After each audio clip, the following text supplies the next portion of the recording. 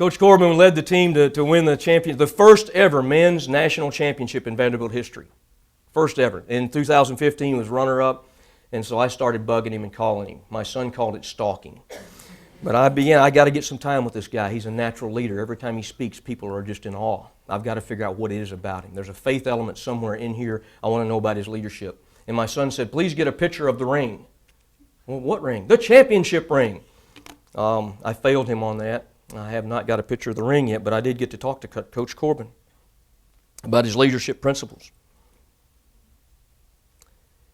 He said, the day I took my eye off the scoreboard and put it on the boys, changed everything.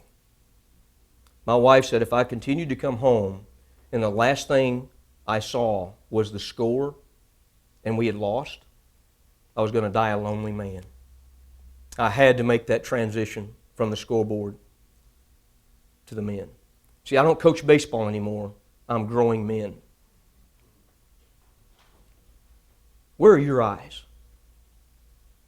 I don't think Matthew 28:19 and 20 said, keep your eye on the scoreboard. I think it said make disciples. Do you see the correlation here? You got a baseball coach, growing men, and all we're doing is counting numbers? What's your first conversation on Monday morning in staff meeting? The boys was down a little bit yesterday. I wasn't. One of my neighbors got baptized. Is it the story or is it the numbers? What's the last thing you see when you leave on Sundays?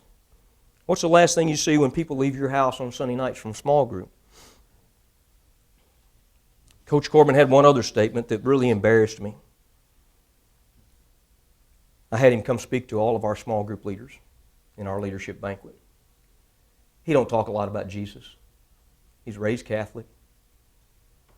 He has a chaplain for the baseball team. Over half of the Vanderbilt baseball players are involved in weekly Bible study on Wednesday night and chapel services early Sunday morning. They have to be on the field at 10 a.m. on Sunday. So my old church would have said, sorry for you, you can't come to Bible study. We start at 9:30 on Sunday. But my new church says, we'll take the gospel to you. We'll do Bible study where you are and hope in that process you find Jesus. Coach Corbin looked at me and he said, hey, just remember, I don't have a J-O-B. I have a lifestyle. Oh, I got a job. I'm a pastor of disciple making. But from now on, I got a lifestyle.